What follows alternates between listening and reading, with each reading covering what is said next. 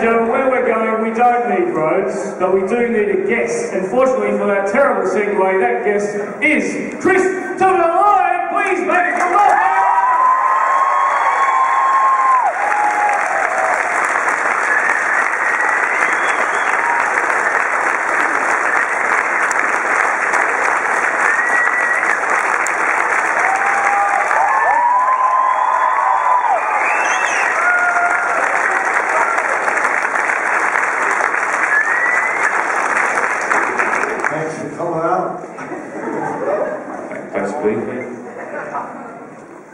It's on. Am I on? Yeah, you're on. Okay. Can you hear Chris? Yeah. All right. Fantastic. Let me know when you don't. We'll kick it off. We will kick it off with the questions. Okay. All right. All right. Come on over. Hi. I've had 2 goes of this already, so my name's Jackson. I don't want to pigeonhole you into one character because I know you've played a lot of great characters over your career, but for your portrayal of Emmett Brown, you've become a bit of a pop culture icon for that. Emmett Brown? Oh, yeah.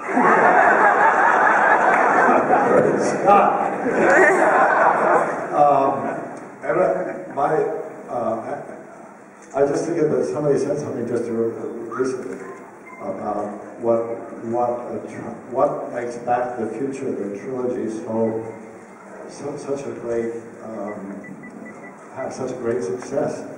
And there's this, there's the relationship between Marty and Doc.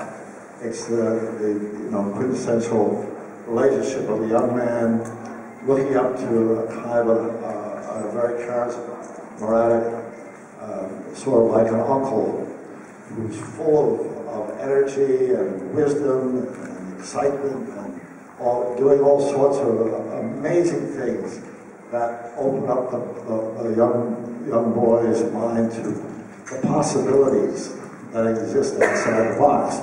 And I feel that there's something that's very intrinsic about that for audiences of whatever age. We all dream of how it'd be great to discover this. We all dream about how great it would be if we could actually travel in time, if we could go forward and go back to different places.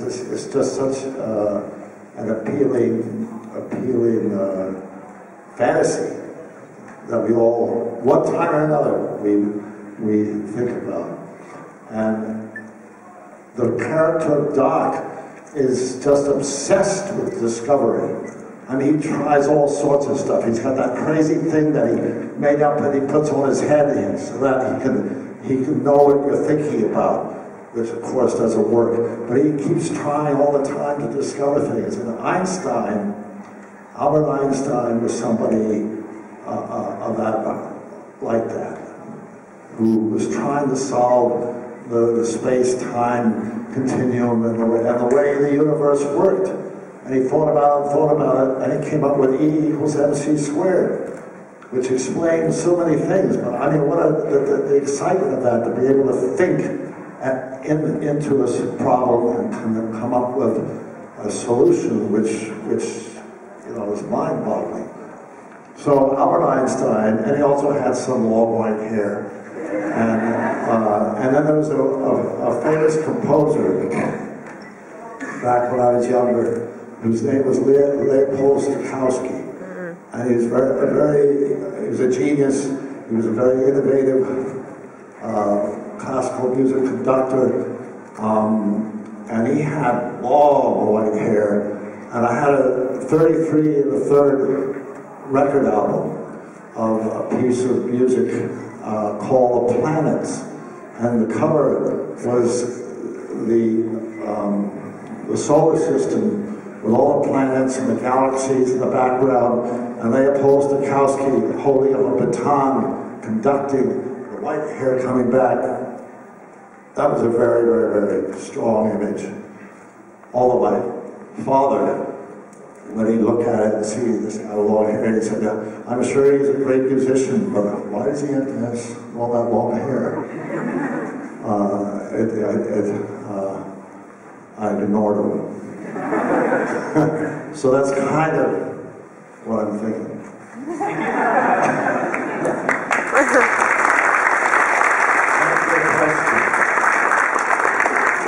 Hey. Hi, I'm Sarah, and I was wondering if you or any of the other cast from Back to the Future have any plans for October in 2015? If you've got anything special planned? I'm sorry, I'm not quite hearing you. For when you go in the future in the second movie, in October 2015, have you got any special plans for that day? For which? For the 2015 day, when you go into the future in the movie, do you guys have anything special planned?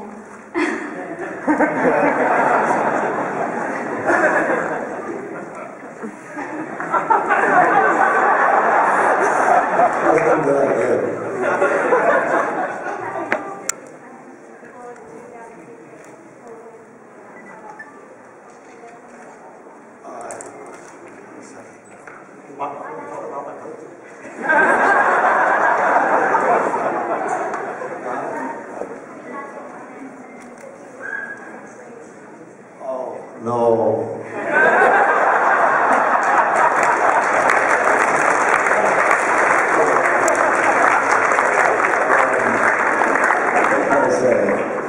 All right. Next. Thanks for that. Hi, Chris. That's all right. That's all right. My name's Chris. Well, I think I speak on behalf of everyone here, and it's great to see you come out here, and it's an honour to meet you in person and all that. Great. Well, thank you. It's a treat.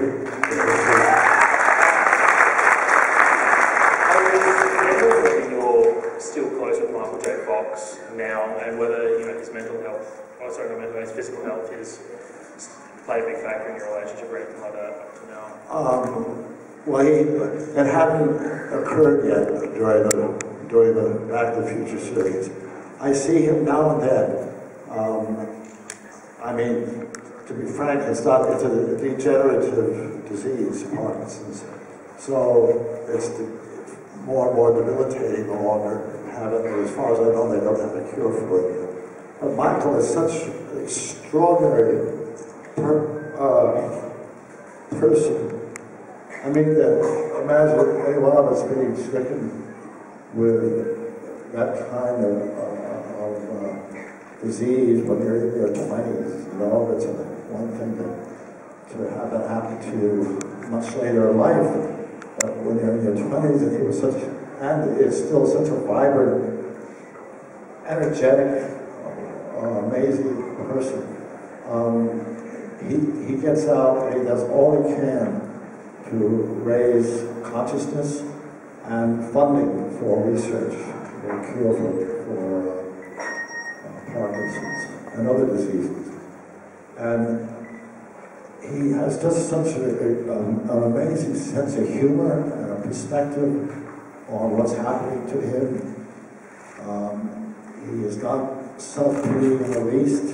He knows what it's about. He knows it's a life-changing situation, and then nothing stops him from still going out and doing shows, appearing on TV or appearing here and there to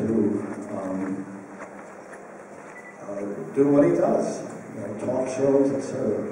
So I have a world of admiration for this guy. And there's a television program, I can't remember the guy who runs it, but he's a comedian. Larry David. Yeah. Anybody acquainted with that show? Larry David? I don't know if it comes here or not, but he's kind of a surly, sort of nasty guy,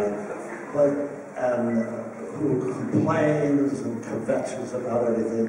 And Michael was a guest on his series 2, 3, 4 months ago, playing himself. And Michael does not have great control of his physical movements anymore. And so in the show, Mike can't exactly keep his head still. And Larry David said, "Why are you nodding no on everything I say?"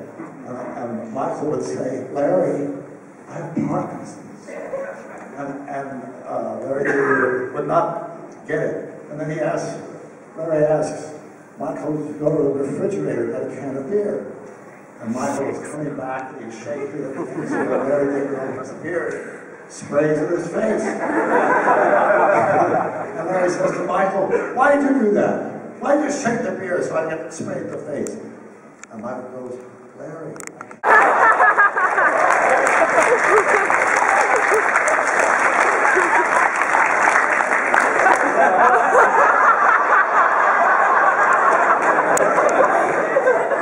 What's up, Doc?" This shirt, people ask me if I have any memorabilia from the Back to the Future series. The only thing I have is this shirt. So, it's a bond here. Anyway. I just wanted to say thank you so much, Mr. Lloyd, for coming all the way to Perth and to Western Australia. I know it's a long way, so thank you very much for that. I know that recently, over the last couple of years, you've been able to reprise the role of Dr. Emmett Brown, and I know you did an ad for obviously the Nike shoes, Right. and you did something for the cable, a cable thing over there, and also the thing from South America, the ad. I was going to ask you just a little bit about that, if you could tell us a bit about that experience. Well, they're doing they created a game show, kind of Back to the Future 4 idea. And it's great to reprise the role, and it's still with the original writers, and there's going to be more of that coming up. And the ad, the commercial for, who was it for? I think there was the Nike shoes. The Nike shoes. That got going because in Back to the Future 2 or 3, there's somebody puts on a pair of sneakers that self-tie themselves. And so Nike came out and developed a sneaker that will self-tie in a certain way. Good enough to be convincing. And they wanted to do an ad campaign for that sneaker and another. Somebody came today for an autograph a box, and they had a box of those sneakers. So it ended up becoming a commercial in Argentina, and I hear they're still pushing it. Okay, so there's going to be more then. Yeah, looks that way. Well, thanks very much, Mr. Lloyd. Lloyd. Also, would I be able to bother you to say 1.21 gigawatts? If you wouldn't mind. 1.21 gigawatts! Thank you.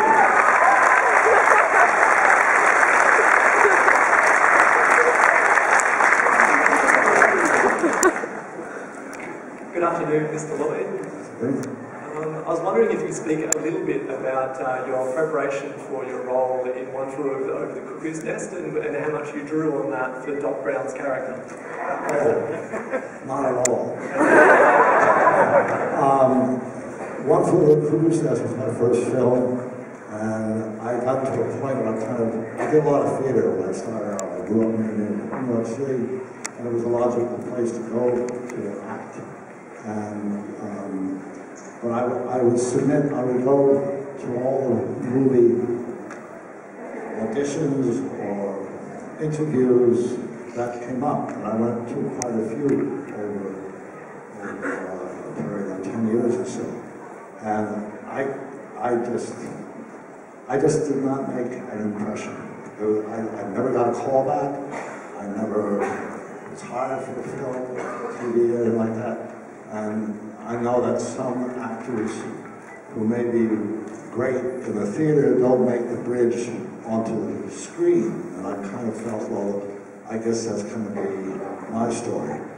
And then they came to New York to cast One Flew Over the Cuckoo's Nest. I auditioned and ended up playing in a movie. And And the character I played in the movie was a guy by the name of Tabor. And he's in the novel for about 2 chapters at the beginning. And then he goes to get his medication, and he asks what they're giving him, and the nurse will not tell him, and he flips out. He goes absolutely bananas. He goes crazy. He starts getting violent and completely loses it. And he's in the novel, he's taken out of that ward and put into I guess a high security ward where they deal with people who cannot control themselves. But in the movie, they wrote it in all the way through. And I read the novel, studied it, and really thought about what he was about. And what I felt he was about was that he could not tolerate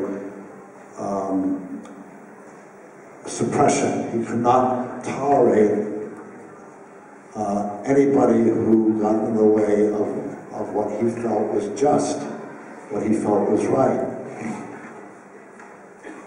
And he's kind of a counterpoint to McMurphy. McMurphy also has great rage and fury, and also has no tolerance for being repressed, told how to behave or what to do. You know, how to be what society says you should be. McMurphy has no patience with that. But he's also able, instead of just blowing up, he thinks about what am I going to do to deal with this. Like when the ward says, no, there will be no World Series. He knows that the patients are being screwed, that this totalitarian, dominating nurse institution is saying, no, you can't watch the World Series because we don't want you to. And he knows that this is wrong. So he figures out, okay, we'll pretend we're watching the World Series on television. And they all do that. So he kind of wins without creating havoc. But Tabor, the part I played, the guy doesn't have that ability to take, when he's wrong, to take an action that's creative. He just blows up and starts destroying things. And at the end of the film, Tabor, when the Indian picks up the water pump, or whatever it is, from the shower and throws it through the window, Tabor is so excited because justice is being done. I think that's that. Because when I was handed a dictionary that had been made up, this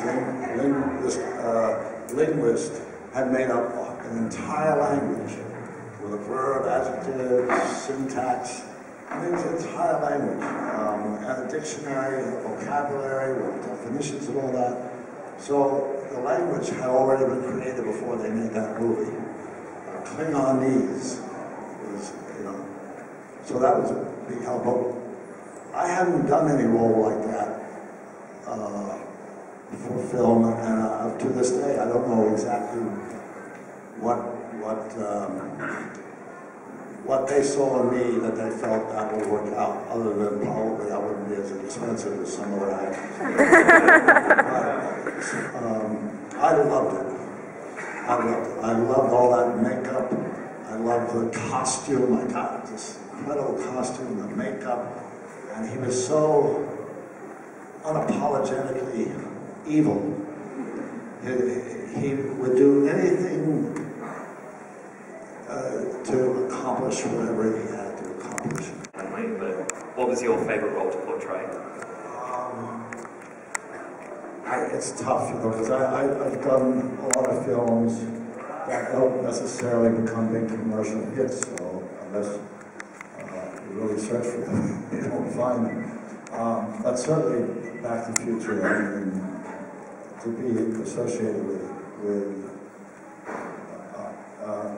a production that has meant so much to so many people. When the film first came out in 1985, a lot of children saw the film. And today, their parents and their kids see the film, or their grandparents and their kids, and it just keeps rolling. And I've met so many people who have said that the films inspire them in their own lives to achieve whatever they want to achieve. So I guess my first film, One Flew Over the Cuckoo's Nest, was such a thrill to do with the people. That kind of really is very important to me. Uncle Fester, I grew up with Uncle Fester when I was a kid because he was part of the Charles Adams cartoons that always used to appear in a magazine. And the magazine was a weekly magazine, so every week and my family subscribed to it, so I get the magazine, and right away I was looking for a Charles Adams cartoon of the Adams family, and Fester was my favorite of all the characters that Charles Adams created. This weird guy with a round head, funny body, and all that. And the mischief. He was always into some mischief of some sort, and I loved it. And then, decades later, I got a call to do Uncle Fester, and I thought, this isn't happening, because I thought, on the one hand, it was exciting. On the other hand, I don't look like Uncle Fester. I'm kind of long and lanky, and I have a long face. And Uncle Fester has to be round. He has to have a round body, and, a round head and all that. But we worked it out. And so I kind of, that was a huge thrill to me. And Judge Doom and Roger Rabbit, Who Framed Roger Rabbit, such a wonderful, nasty villain. Was a joy to play. But anything I'm doing, when I'm doing it, at the moment is the best thing and the most fun film I've ever made, really. Thank you. No, I'm here to end the session, unfortunately. Chris Lloyd, it's been a pleasure having you. You'll be able to get your photo taken with Chris at 2:10 over at the photographs booth. Otherwise, he's signing throughout the day. Yeah, that's right. That's a statement confirmed by Christopher Lloyd. Ladies and gentlemen, please come.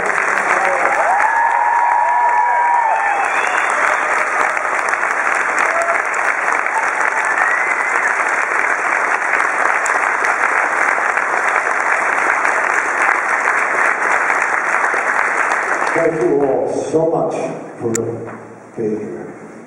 True pleasure. Take care.